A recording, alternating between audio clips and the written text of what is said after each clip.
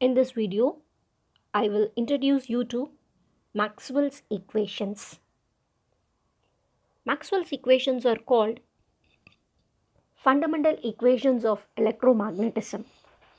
Now let's see why they are called as in fundamental equations and how Maxwell's equations are independent or very important.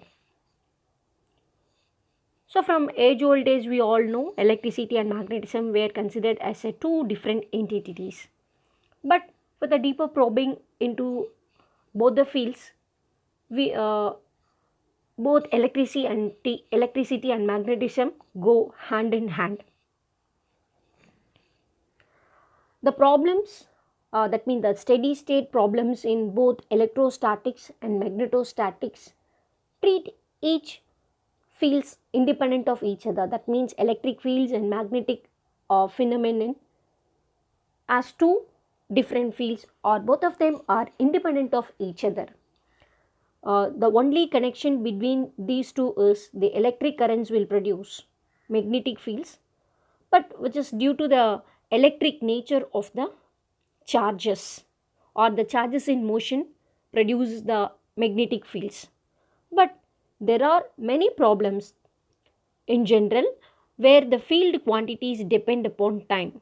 That means the electric fields and the magnetic fields depend upon time. So the independence of electric and magnetic phenomenon vanishes there. They become interdependent on each other.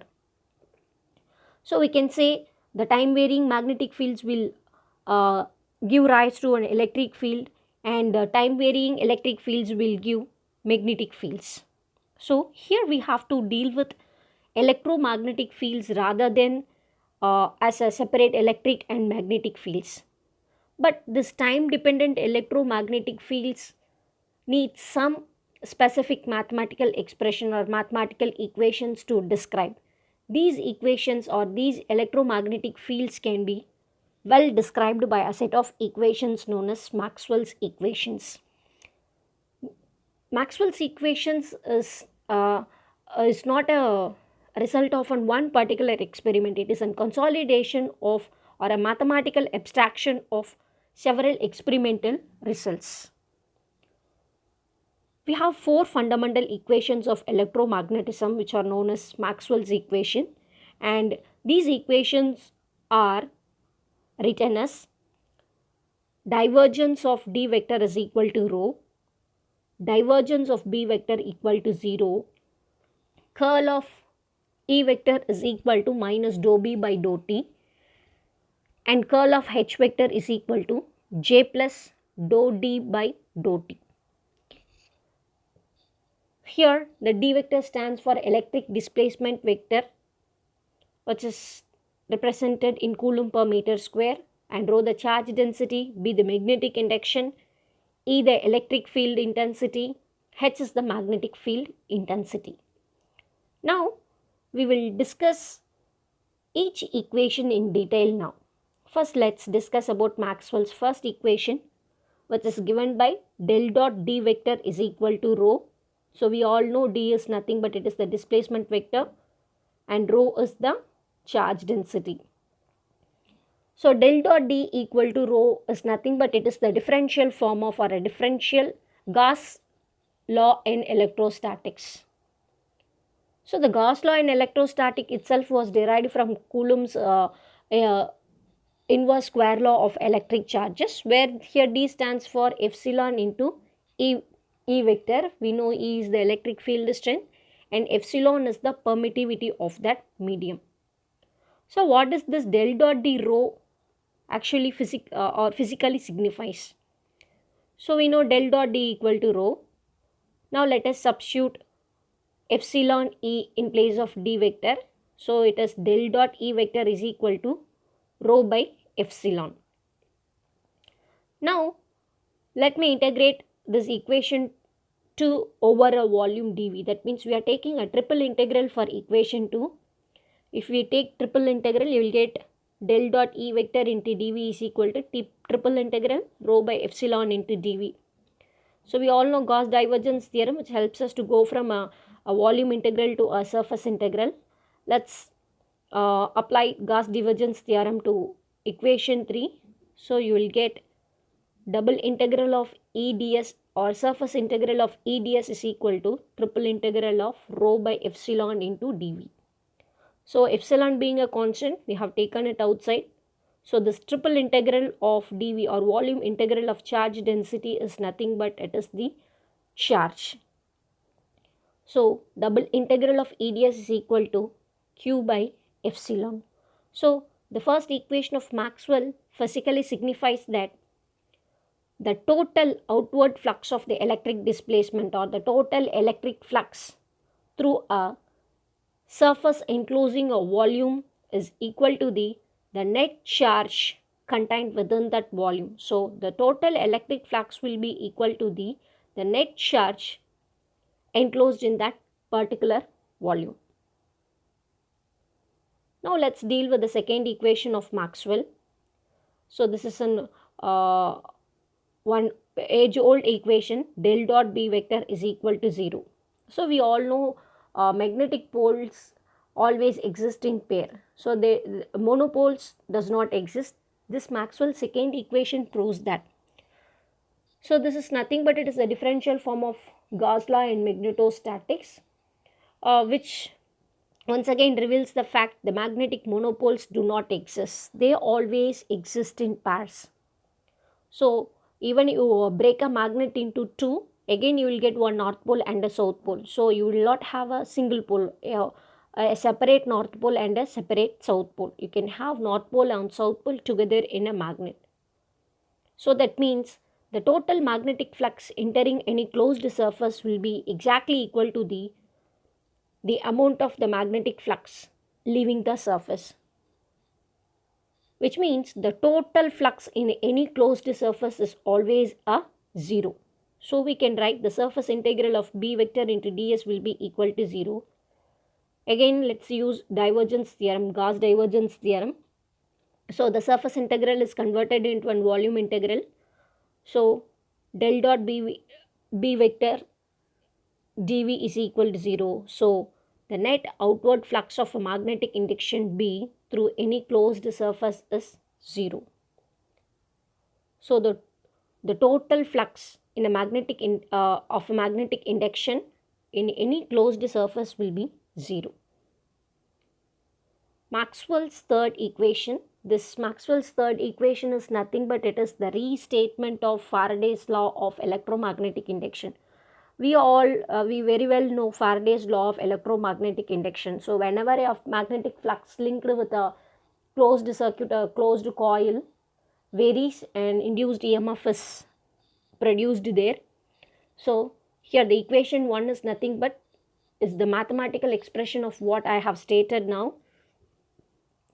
So this is the differential form of Faraday's law of electromagnetic induction.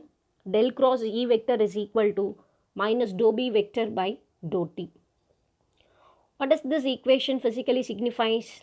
Let me integrate that equation 1 over a closed surface S. So we have taken the surface integral, double integral del cross E vector into ds is equal to minus dou B by dou T into ds. So we have Stokes theorem which takes us from a surface integral to a line integral. So integral of E into dl will be equal to minus dou B by dou T into integral B vector into ds. So in equation 2, the right hand side del cross E vector, the surface integral is converted into a line integral. So now equation 3 tells us, or equation 3 is nothing but it is the Maxwell's third equation in integral form, which states that the electromotive force around a closed path is equal to negative rate of change of magnetic flux linked with the path. This is nothing but it is the restatement of Faraday's electromagnetic induction. So that means the negative rate of change, the negative sign comes out of Lenz's law. So the electromotive force, that is nothing but that is your induced EMF E around any closed circuit is equal to the negative rate of, that is the change of magnetic flux linked with that closed path. Okay, so this is the physical significance of third law. Maxwell's fourth equation, it is represented by in a differential form as del cross H vector, that is curl of H vector is equal to J vector, that is the current density, plus dou D vector by dou T. So this is nothing but Maxwell's modification of Ampere's law to include time varying fields. Ampere has given a law, but that law didn't include that time varying fields. So Maxwell has given a small change in Ampere's law, and he has included the displacement current. So dou D by dou T is the additional term included by Maxwell. Now let us take a surface integral over a surface S. So taking a surface integral, you get del cross H vector into ds into integral of J plus dou D by dou T into ds. So the first equation, equation number 1, we have taken the surface integral. Then again let us use Stokes theorem. The Stokes theorem will take you from surface integral to line integral, that is double integral to a single integral. So del cross H vector can be written as H into dl plus J plus dou D by dou T into ds. So equation 3 represents the Maxwell's fourth equation in integral form, which says the magnetomotive force around any closed path is equal to the conduction current plus displacement current through any surface bounded by the path.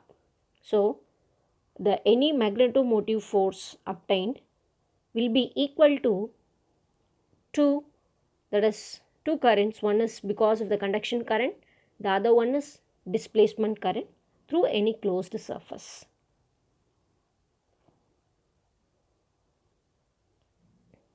Now let us discuss Maxwell's equations in different scenarios. For example, what will be Maxwell's equations in free space? A free space is characterized by zero charge density, that is volume charge density rho will be equal to 0, and the current density again J will be equal to 0. So we know Maxwell's equation del dot D is equal to rho by epsilon naught. Since rho is 0 here, so it is del dot D equal to 0 and del dot B equal to 0. It's already del cross E is equal to minus dou B by dou T, and del cross H is equal to J plus dou D by dou T. Since the current density J is 0 here, so it is del cross H is equal to dou D by dou T. So these are the Maxwell's equations in charge free space. So we can write D is equal to epsilon naught E and mu naught B is equal to mu naught H. Here epsilon naught and mu naught are absolute permittivity and permeability of free space.